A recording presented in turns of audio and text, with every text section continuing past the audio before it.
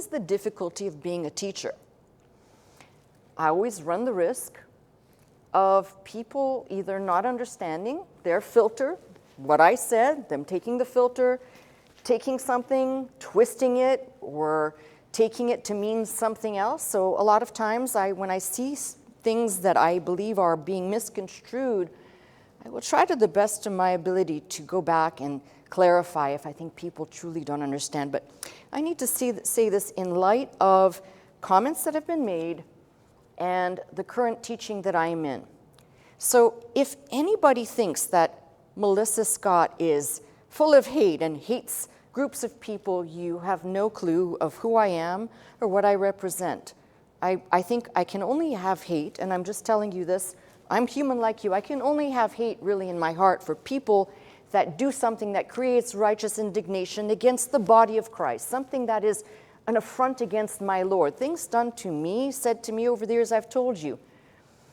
The problem is that I'm not going to get into the mud with other people. So if you want to be who you are, by nature, evil, perverted, warped in your thinking, knock yourself out. But I just need to say this. There are so many really intelligent people that are tuned in, people of higher academic, people that have no education but have educated themselves. They want to learn, all right? But I have said this from the first day I stepped in the pulpit. I put out information. I am not trying to indoctrinate anyone. I am not trying to make you have emotions and be emotive about things. I'm trying to give you solid teaching. And part of getting an education, and I don't really care what discipline it is. How many of you have hired greater than high school? Raise your hand. So most of the people who raise their hand know you in learning other subjects will be subjected to material you don't necessarily want to learn, read, or know about. But guess what? That's part of learning. And that mindset that says, I don't want that, is called ignorance. And I'm finding that there are just a lot of ignorant people out there, unfortunately. So I'm just telling you this because, unfortunately, in this subject, I am going to have to keep repeating this. I am not anti-anything, except for people who come against Christ and my faith. You want to believe whatever you want to believe. We've got people that are tuned in that are still considering themselves Muslim, Jew, Catholic, but they tune in to get educated and learn. That doesn't mean that they take what I say and they say, well, I said it like an automaton. I have never preached that. I've told you, here are the facts. You go check out what I said. Have I not encouraged you to do more digging and say, I have no secrets here. I only have a mission. That is to uncover the truth, present it as I find it, even if it means this person standing in front of you has to say, I got it wrong. That's part of an education process. So when I read people's comments, especially one or two here or there, or I hear people talking, I have to address this. So for folks out there who are going to play the you can't change my mind about anything, I think you should probably tune out. I'm not asking to change your mind, but I am asking you, if you're interested, why are we gathered here? Are we gathered here to have fun, or are we gathered here to learn and to grow? If we're gathered to learn and to grow, sometimes that requires growing up, quit being a baby about everything, quit complaining that somehow whatever I said you didn't agree with. You don't have to agree with what I'm saying. You will not find anyone on the face of the planet you can agree with 100% of the time, 100% of the time. That I know is a fact. So you find someone whose quest, whose goal, whose sincerity is to produce truth and information, and what you do with that is your business. Have I not said that? Yes. So let me read you something. This is not particularly egregious, but I actually have come across enough in the last week that I just need to put a period here. First of all, when I present any information, it's been heavily researched. And you know, the problem with research is people think, well, you just get one book, you get the latest book on a subject, and that's that. No, you have to look at everything. Linguistics, archaeology. There are so many things to consider when you are trying to present historical information, and especially when we are dealing with something where you have a lot of margin for error in ambiguity, all right? So I'm going to give you an example of something here, and I'm just curious to know if you can see why I just can't understand. If you're going to make a comment on my thread, know what I've said, please, all right? Know what I've taught on the subject before you engage your mouth and your ignorance. So this person says, in living among the Jews of Israel, I have never heard a differentiation made of any tribe. All tribes, capital letters, are included in the term Jew, Jewish, no matter what country they are from or language they speak, from one end of the globe to the other. And that's not the full message here. You know, my problem with that is I'm going to show you over and over again that you have believed a lie. Just like we as Christians, Catholics and Christians, we grow up, please don't laugh at this, don't think this is stupid, but the analogy is the same.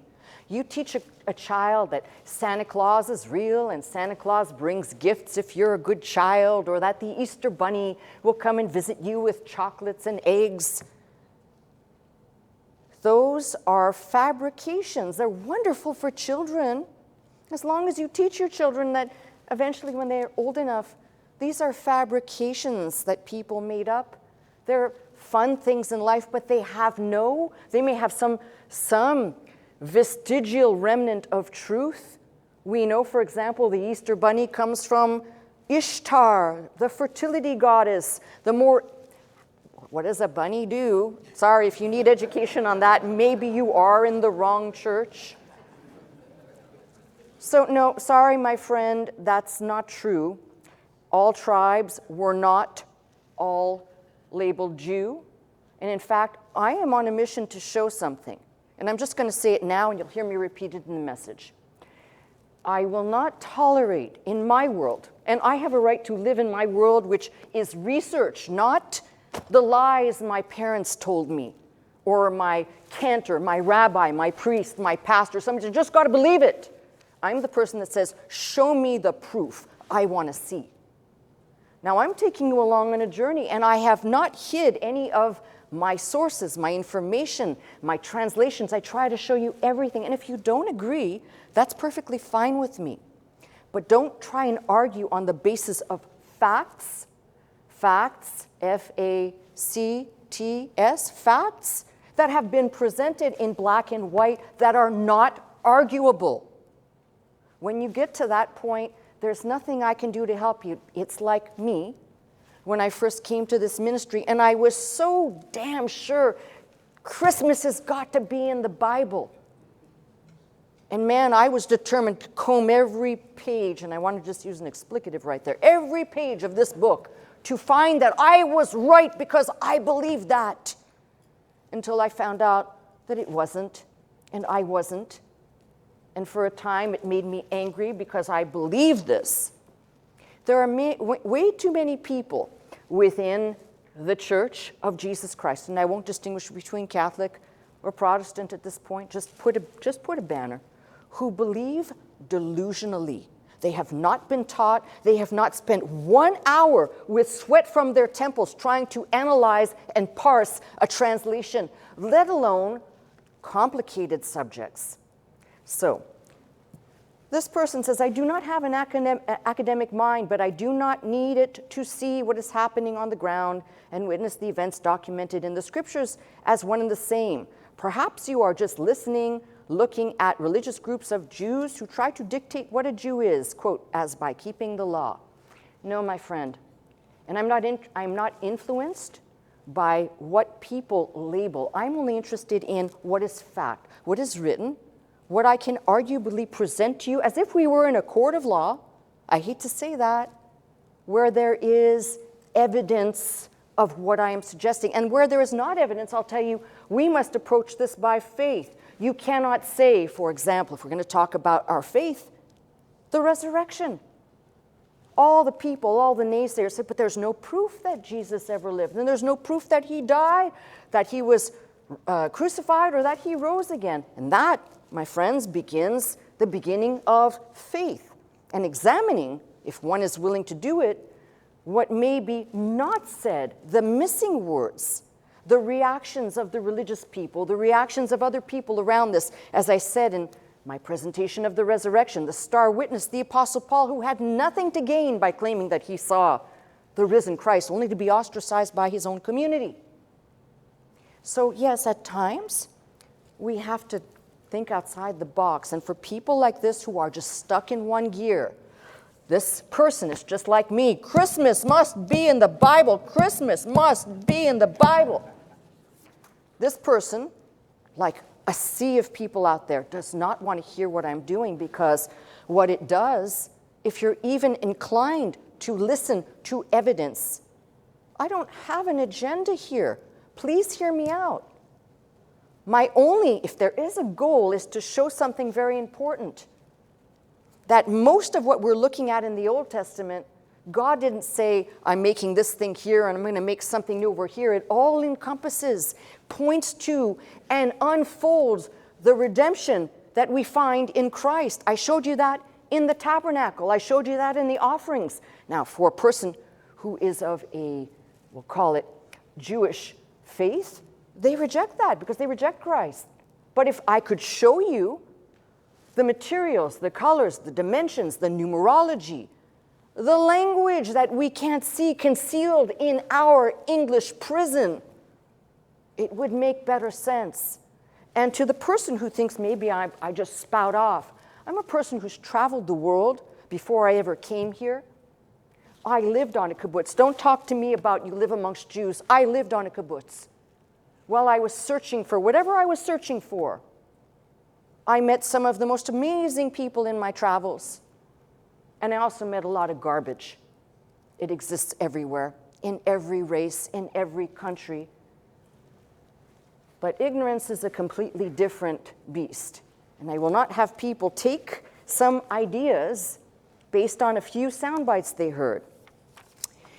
This person says, if you study the reality on the ground, you will see that their desires are not being met in the average life of Jewish people. It just isn't happening. All the tribes are included in the Jewish name, even though they don't know from what actual tribe they came from. One day we will all be one new man, Jew, from all the tribes of Israel and Gentiles from all over the globe, serving Yeshua together. So it is written, so it shall be. Now, listen, friend, I got to tell you something. If I could do that and tell you all, listen, I got tickets to go and have a happy meal. Let's all go right now, because that's a happy message. Everybody's going to be kumbaya. Sorry, it's not going to happen like that.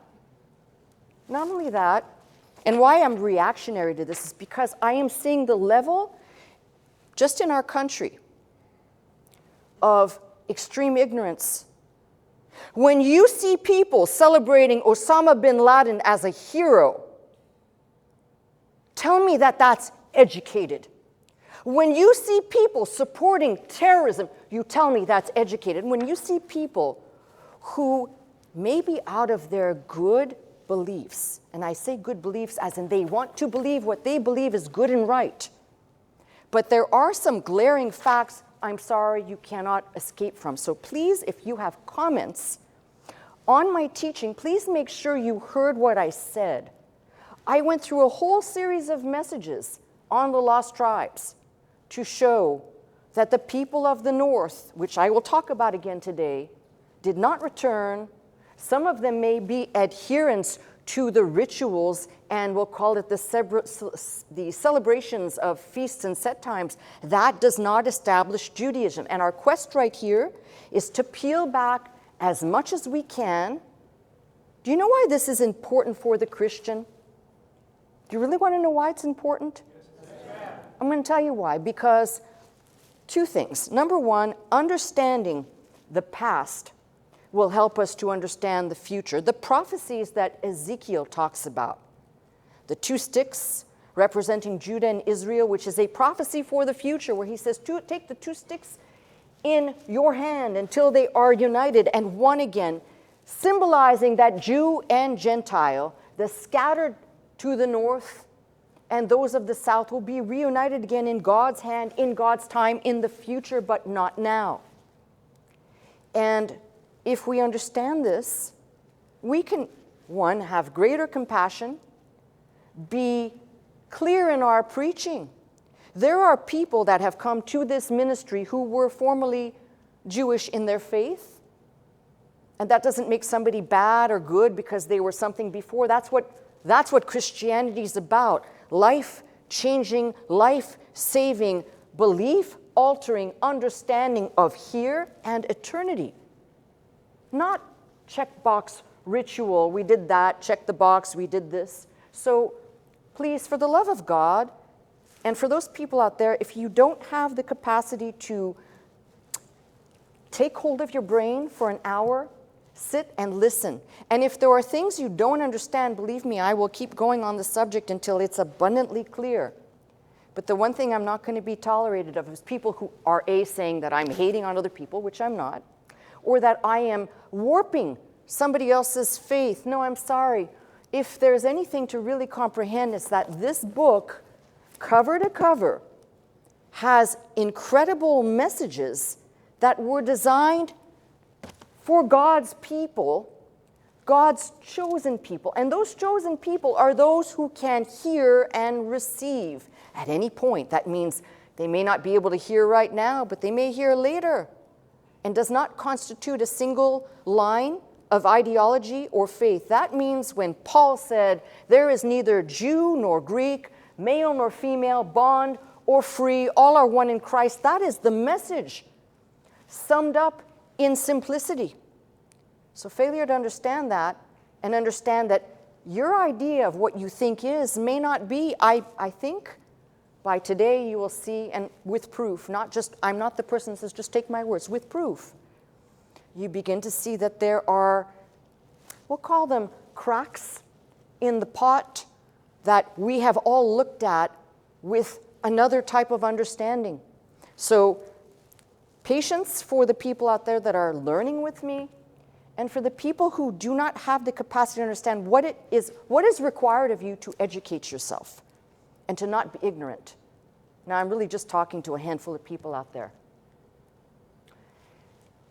You know, as a pastor, and specifically as a person who was going into the institutions many years ago, you know, I knew I was going into a mixed group of people, Muslim community, Jewish community, and within Christianity, a separated batch of Catholics, within the Protestant umbrella, Baptists who don't like women, this group here who only thinks they're oneness or whatever. You have to know everybody's thought process and their theological understanding to be able to talk and address. So I had to discipline myself to read material on the Quran or on Judaism regarding all walks of life, to be able to address not only the things I wanted to address comparatively, but also field questions, which I did. I have witnesses here in front of me. I would open up the floor. Any questions, which means I had to be prepared for a Muslim brother to ask me something about a surah, their version of a chapter and verse on something in the Quran. And likewise, what this word might mean in Hebrew. So when you are that steeped in things you don't want to be steeped in, that is called educating yourself for the purpose of understanding and not being ignorant. So please, for the folks out there, you have intellectual and spiritual baggage. Park it somewhere. Discipline yourself to listen. If you disagree, you have a right to disagree. That's your prerogative. I'm not asking you to agree with me. You take the information, and if you want to do what I call Nancy Pelosi,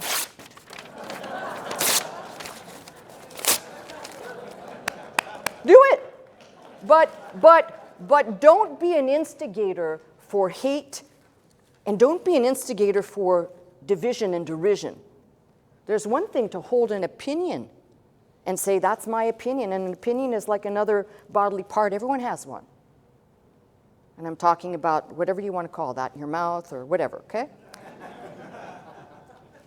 But all I'm saying to you is, smart people, and particularly people within the Christian faith, and this is what I'm not going to tolerate, we are not called to tear down our brothers and sisters. We are not called to destroy. Yes, Jesus said, I didn't come to bring peace, but a sword that is dividing and cutting through all the stuff. But I will not have people thinking that this is the fodder so that you can take up against me. This is an educational setting, and if you're against education, then you shouldn't be listening. That's all I have to say.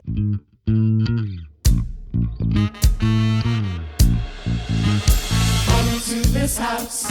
Magnify the Lord. Lift up holy hands. Our hearts in one accord.